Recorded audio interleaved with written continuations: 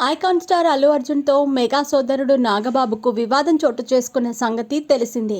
AP assembly ఎన్నికలు జరుగుతున్న సమయంలో బన్నీ నంద్యాల నుంచి పోటీ చేస్తున్న తన స్నేహితుడు శిల్పా రవిచంద్ర కిషోర్ రెడ్డి దగ్గరకు స్వయంగా వెళ్లి మద్దతు తెలిపాడు.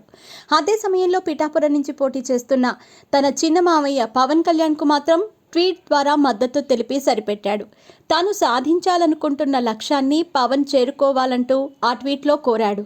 దీనిపై మెగా సోదరుడు నాగబాబు 2 రోజుల సమయం తర్వాత స్పందించారు. మనవాడు పరాయివాడితో ఉంటే పరాయివాడే అవుతాడని, పరాయివాడైనప్పటికీ మనతో ఉంటే మనవాడే అవుతాడని ట్వీట్ చేశారు.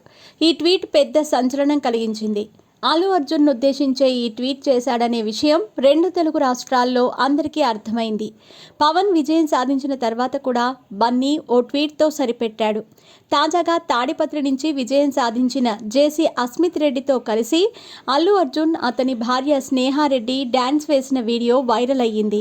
మెగా కుటుంబానికి బన్నీకి ఇలా వివాదం కొనసాగుతోంది.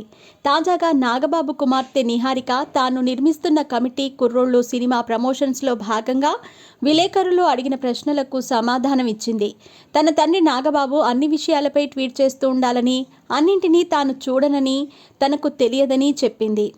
ప్రతిరోజు వాట్సాప్లో కూడా ఏదో ఒక సుత్తి పెడుతుంటాడని, ఎవరు ట్వీట్ చేసినా వారి వారి అభిప్రాయాలు వారికి ఉంటాయని, ఆయన ఏం పోస్ట్ చేశారో దానికి కారణమేంటో తనకు తెలియదని నిహారిక చెప్పింది.